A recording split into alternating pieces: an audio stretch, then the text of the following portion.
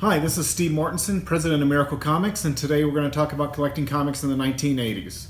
So I'm a child of the 80s. I collected toys, comics, everything pop culture related from about 1983 up to 1990. I bought my first comic in 1983 at a truck stop with my parents on a road trip. It was Iron Man 183. And the funny thing is the storyline was that Tony Stark was on a road trip himself driving, I believe, California. The other comic I bought was X-Men 183, with a big fight scene between Juggernaut and Colossus. Well, so after that, that really changed my life in a lot of ways. Comics became a big source of fun and comfort and enjoyment for me. I spent all my paper route money on comics, and I did a weekly trip to the comic store when the comics came out. So the 5 books I want to talk about today all are from that era. So the first book is Amazing Spider-Man number 252. It's a 9.6 copy. It's the first appearance of Spider-Man's black costume. So there's a little bit of controversy about whether this is actually the first appearance of his black costume. I can tell some people think that this copy of Secret Wars 8 was the first appearance of his black costume, but as you can see on the label, and we'll do a close-up, that Secret Wars 8 came out in December of '84, where the 252 came out in May of '84. So Secret Wars 8 was not the first appearance, but in the storyline, it predated the storyline of 252. The other 2 comics is Marvel Team Up number 141. That came out in May of 1984 also. I don't have a copy of that right here. I would have to kind of see some sort of information what week each one came out. But I believe when I went into the comic store in 1984 to buy this comic, it was already sold out on the newsstands. I think I was maybe one day late from going and buying it, and the comic store owner only had a couple copies left, and they had already put it on the wall for like $15, which was a lot back then since it was a 60-cent comic.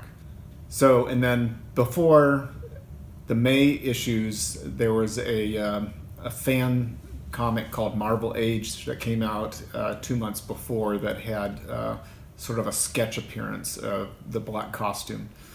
But the main value in this first appearance is in 252, partly also because it's a homage to Amazing Fantasy 15. Next book is Amazing Spider-Man 298. This is the first, this is a 9.2 copy.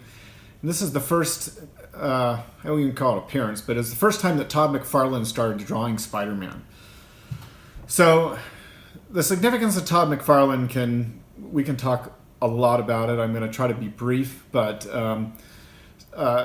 Todd McFarlane brought about a visual storytelling that really hadn't existed for a long time. The detail and the level and quality of his artwork can be seen in like Spider-Man's web, all the amounts of detail and spirals that he put into that, and all the characters and facial expressions. He put a lot of effort into just the love of the comic, and immediately when it hit the shelves, it became a valuable comic. And again, just like 252, I wasn't able to get this off the shelf. I had to buy my copy off the wall, so to speak.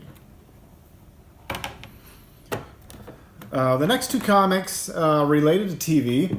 So probably like many of you in the 1980s, I spent, from 1983 to probably about 88 or so, I would go to school and come home at 3 o'clock, turn on the TV, and watch it till 6. And a few of my favorite shows were G.I. Joe, Transformers.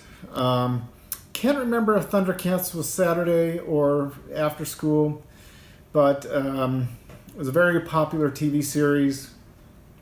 They came out with a toy line based around that. This is a little Lion-O toy. He's probably not going to stand up for me there. Okay, there. But this is a 9.6 copy. They sell very well. They're in high demand.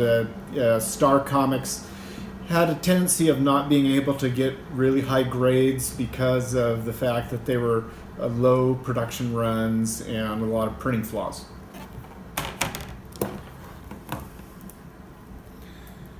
The next is Masters of the Universe #1.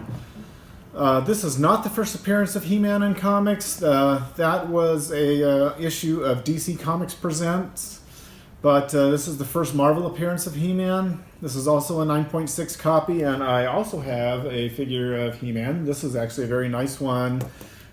He is complete with his weapons. Now a really nice He-Man figure like this maybe goes for $30 or $40 with all his weapons. And we got okay, are we gonna all settle down here? Sally.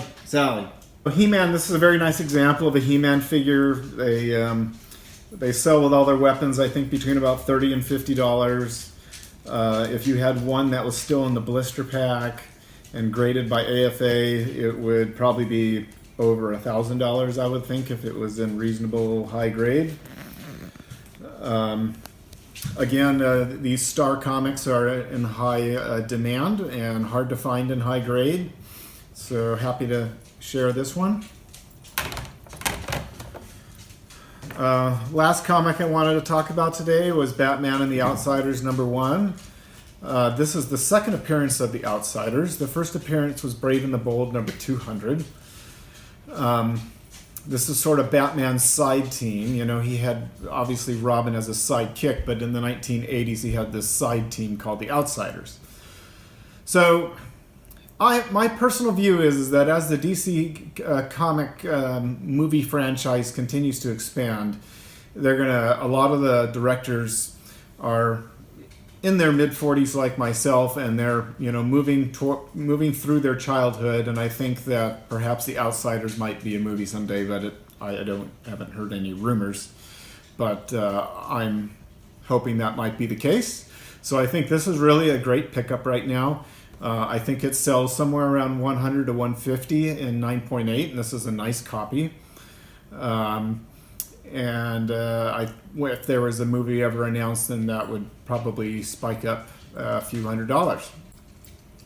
So thanks for letting me share with you about the 1980s and collecting and some of these comics. But if you like this video, please give it a thumbs up and please subscribe. We're trying to build our base and just continue to love and share comics with everyone. Thanks very much.